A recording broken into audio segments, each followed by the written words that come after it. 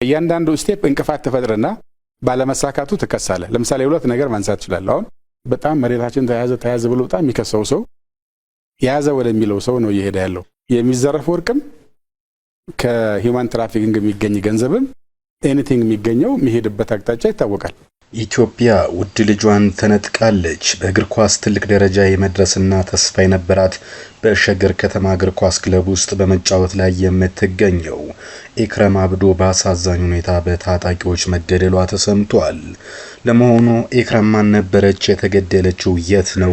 ለጉዞና ለረፍትስ ስለማቅናቷና በአጠቃላይ ለከተማ ቅርብ በሆነ ቦታ በታጣቂዎች ስለተነጠቀችው የኢትዮጵያ ውድ ልጅ የምንነግራችሁ መረጃ አለ። በሁለተኝነት አምባሳደር ሬድዋን ሁሴን መጎዳታቸው ተሰምቷል። እርሳቸውም የደረሰባቸውን የመፈንከት አደጋ በተመለከተና ጸጉራቸውን የተላጩበትን ምክንያት ይፋ አድርገዋል።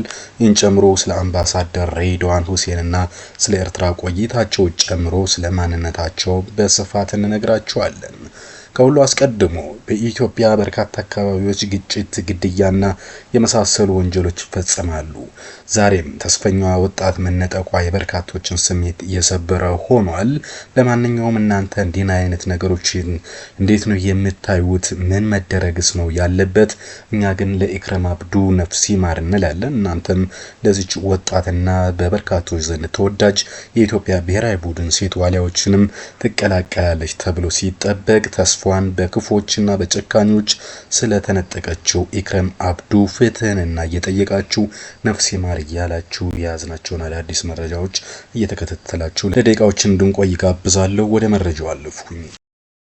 በኢትዮጵያ እግር ኳስ ተስፋ ካላቸው ሰዎች ውስጥ አንዷ ኢክረም ነበረች። በኢትዮጵያ ስፖርት አካዳሚ ለአራት ተከታታይ ዓመታት ተፈትናም ተሳክቶላታል። ከ2012 እስከ 2015 ዓ.ም በመተሃራ ከተማ ነበር የተመለመለችው። ከዛም ስልጠናዋን ስትከታተል ቆይታለች። ከዛም የሸገር እግር ኳስ ክለብ ተስፋ መሆን ችላ ነበር። ኢክረም አብዱ በዛሬው ዕለት እንግዲህ በአሳዛኝ ሁኔታ ህይወቱ መነጠቁ ተሰምቷል። በስፖርቱ ዓለም ገና ብዙ የምትጠበቅ ወጣት ነበረች።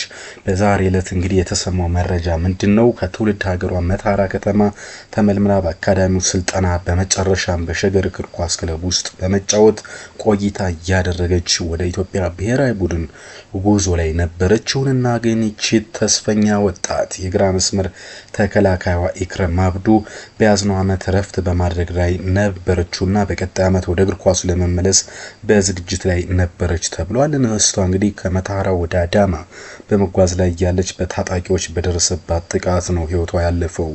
የሸገር ስፖርት አሬናን ጨምሮ እንግዲህ ሃትሪክ ስፖርት ዘገባዎች ያሳያሉ። በርካቶች እንግዲህ ለወጣቷና በዛ ላይ እንግዲህ መተሃራ ቅርብ ነው። ከመተሃራ አዳማ ባለ በከተሞች ላይ በታጣቂ እንዲህ አይነት ግድያ ለዛውም ሴት ልጅ እጅግ አስነዋሪ ስለሆነ መንግስት ህግ ማስከበር አለበት፣ ፍትህም ይገባታል በሚል በርካቶች እንግዲህ ስሜታቸው ተሰብሮ እየጠየቁ ነው። በሸገር ስፖርት እንግዲህ በሸገር እግር ኳስ ክለብ አካባቢና በጓደኞቿ ዘንድም እጅግ አሳዛኝና ያልተጠበቀ ነበር። በርካቶችን በማህበራዊ ሚዲያ ምስሏን ጨምሮ የወጣቷን እግር ኳስ ተጫዋች ፎቶዎች እየተቀባበሉትና ለወዳጅ ዘመዶቿ፣ ለተጫዋቾች፣ ለሁሉም አጠቃላይ ለኢትዮጵያ እግር ኳስ ቤተሰብ መጽናናት እየተመኙ ነው የሚገኙት። አብዛኞቹ ግን ይሄ ነገርና የታጣቂዎች ጥቃት ግን የሆነ ቦታ ላይ ማቆም አለበት፣ የሰው ልጅ የሰውን ህይወት ሊነጥቅ አይገባም በሚል በማሳሰብ ላይ ናቸው። ከሰሞኑ አንድ ጉዳይ በስፋት ሲዘገብ እንደነበረ የሚታወቅ ጉዳይ ነው። እነዚህ ጉዳዮች እንግዲህ ኢትዮጵያ ባለስልጣናት ሲታመሙ ጉዳት ሲደርስባቸው የሚሆነ ነገር ሲሆን መረጃ ማግኘት እጅግ አስቸጋሪ ነው። በዚህ ምክንያት እንግዲህ ሁሉም መላምቱን ይዞ ወደ አደባባይ ይወጣል። አምባሳደር ሬድዋን ሁሴንም በከፍተኛ ሁኔታ ታመው ከሀገር ውጪ ሕክምና ላይ ይገኛሉ የሚል መረጃዎች በስፋት ሲሰራጩ ነበር። ዛሬ ግን ሬድዋን ሁሴን ራሳቸው በፌስቡክ ገጻቸው የደረሰባቸውንና ያስተናገዱትን ጉዳት በተመለከተ ከቀልድ ጋር አዋስተው ይፋ አድርገዋል። ሬድዋን ሁሴን ጽሑፋቸውን ሲጀምሩ የግል ሀዘንና ደስታ፣ ሳቅና ለቅሶ፣ መታመምንና መዳንም ሁልጊዜ ለገበያ መቅረብ አለበት ብዬ አላምንም።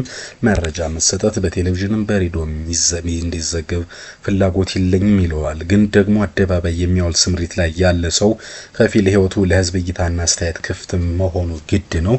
እኛም አደባባይ ላይ ያለው ያለነው ስለዚህ መረጃዎችን መስጠት ግዴታ ነው ብለዋል። እናም በዋነኝነት ሰሞኑን ወዳጅና ዘመድ ቢያንስ ኢትዮጵያዊ ስለሆን አሳሰበን እንደ ሰው ምን ተፈጠረ በሚል የተጨነቁትን ታሳቢ በማድረግ መረጃ ባጋራ በማለት የሚከተለውን ግልጽ ማድረግ ፈለኩ ብለው የደረሰባቸውን ጽፈዋል። በዛውም የመጥፎ ምኞትና ሐሰትን መሰረት መረጃ በማጥራት አስታክኬ ጎሽም ባደርግ ደገኛ ነው ብያለሁ ሲሉ ቀልድ ጀምረዋል። ከሁለት ሳምንት በፊት በሀገራዊ ጉዳይ የሚመክር ስብሰባ አስተናግደው ነበር። እናም ለምሳ እንዳረፍን ንፋስ ለመከላከል የተጋረደ የእንጨት አካፋይ ፓርቲሽን ወል ሚዛን ስቶ ሲወድቅ አናቴ ጋርና ትንሽ ገባ ብሎ አገኘኝ ብሏል። ስንጥቁ መሰፋት ስለነበረበት ሐኪሞች ጸጉሬን በከፊል ላይ ይተውኛል ብሏል ሬድዋን ሁሴን። ከዛም እንግዲህ ስንጥቁ በመስፋት ላይ ስለነበር ሐኪሞች በከፊል ላጩት፣ እኔ ደግሞ ሙሉም ቢሆን ይሻላል ብዬ እስከሚደርቅ አነሳውት ቁስሉ እስከሚድን ብሏል። እንደ ልጅነቴ ተመልጨ ሳይው አልጠላሁትም፣ ወዳጆችም እንዲያውም ሸጋ ነው ብለውኛል። በተመልካች አስተያየት ተበረታትቼ ደግሞ በአዲስ መልክ ልሞክረው ብዬ ዘለኩበት በማለት ሰሞኑን ተላጅተው አስከፊ ሁኔታ የካንሰር ህመም ውጭ ሀገር ናቸው የሚለው ጉዳይ ካንሰር እንዳልሆነና በእንጨት የመፈንከት አደጋ እንደደረሰባቸው ይፋ አድርገዋል። እሳቸው እንዳሉት የሆነውም ይሄ ነው፣ የታመምኩትም ከሀገር ውጭ አይደለም በማለት ኢትዮጵያ ውስጥ ያረፉበትና የታከሙበትን ሆስፒታልም ይፋ አድርገዋል። አምባሳደር ሬድዋን እንዳሉት እኔ ውጭ ሀገር የትም አልሄድኩም፣ የታከምኩትም እዚህ ኢትዮጵያ አሚን ሆስፒታል ነው ብሏል። እናም እንኳን ለሕክምና ለስራም ወደ ውጭ ሀገር አልወጣሁም፣ ምንም ያልተባለውም ምንም አዲስ ነገር አለ በሚል ነው። ለማንኛውም ለተጨነቁ ምስጋናዬና አክብሮት ድረስ የከፋ ጉዳት አይደለም ያስተናገድኩት ብለው መረጃ ግልጽ አድርገዋል። እንግዲህ አንድ ጥሩ ነገር ነው። የጠቅላይ ሚኒስትሩ የብሔራዊ ደህንነት አማካሪ የነበሩት አምባሳደር ሬድዋን ሁሴን የብሔራዊ መረጃና ደህንነት አገልግሎት ዋና ዳይሬክተር ሆነው የካቲት 2024 ላይ ተሾሞ እንደነበረ እናስታውሳለን። አምባሳደር ሬድዋን የሀገሪቱን የደህንነት ተቋም በዛው እንዲመሩ ሲሾሙ ምክትል ጠቅላይ ሚኒስትር የሆኑት አቶ ተመስገን ጥሩነህን በመተካት እንደነበረ እናስታውሳለን። ጥር 30 2016 ዓመተ ምህረት ከአምባሳደር ሬድዋን በተጨማሪ ትዕግስት ሐሚድ የኢንፎርሜሽን መረብ ደህንነትና አስተዳደር ዋና ዳይሬክተር የነበሩበት ጊዜ እንደነበረ የሚታወቅ ነው። ባለፉት ጥቂት ዓመታት በኢትዮጵያ ፖለቲካ ውስጥ ተጽዕኖ ያላቸውና የጠቅላይ ሚኒስትሩ የብሔራዊ ደህንነት አማካሪን ጨምሮ በተለያዩ የስራ መደቦች ላይ የሚሰሩት አምባሳደር ሬድዋን ሁሴን የትግራይን ጦርነት ለመቋጨት በደቡብ አፍሪካና በኬንያ በተካሄዱ ድርድሮች ላይ የፌዴራል መንግስት ዋነኛ ተደራዳሪ እንደነበሩ የሚታወቅ ነው። ይህም የፕሪቶሪያ ስምምነት የሚለው ላይ እንግዲህ ዋነኛ አሻራቸውን ካሳረፉ ሰዎች አንዱ ናቸው። በተጨማሪም ከኦሮሞ ነጻነት ሰራዊት ጋር በታንዛኒያ የተደረገውና የከሸፉ ሁለት ዙር ድርድሮች መንግስትን ወክለው መቅረብ ችለው እንደነበረ የሚታወቅ ነው። ከዛ ውጭ እንግዲህ ጉዳት እንደደረሰባቸው የተዘገበው አምባሳደር ሬድዋን ሁሴን የውጭ ጉዳይ ሚኒስትር ዴታን ጨምሮ ባለፉት ዓመታት በተለያዩ የከፍተኛ መንግስትና የገዢው ፓርቲ ኃላፊነት ስፍራዎች ላይ በማገልገል ላይ ይገኛሉ። ከዛ ውጭ ግን ብዙዎች የሚያውቁትና አንድ ጉዳይ አለ። ይህም ከኤርትራ ጋር የሚገናኘው ታሪካቸው ነው።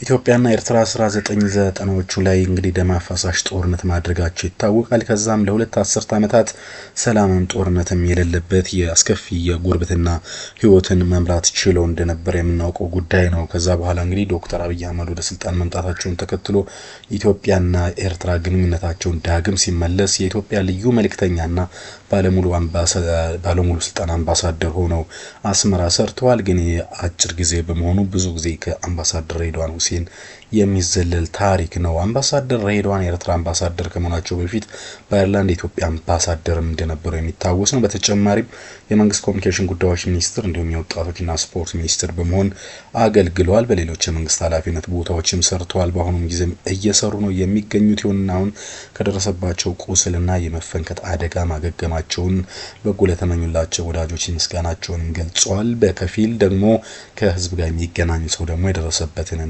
ያየውን ነገር የማጋራት ግዴታም አንድ አለበት የገለጹበት ጉዳይ ነው። እኛም እንግዲህ ያገኘናቸውን አዳዲስ መረጃዎች ለአሁኑ ይዘንላችሁ መጣል። ሌሎችን ጀመልሳለሁ። ቻው ቻው።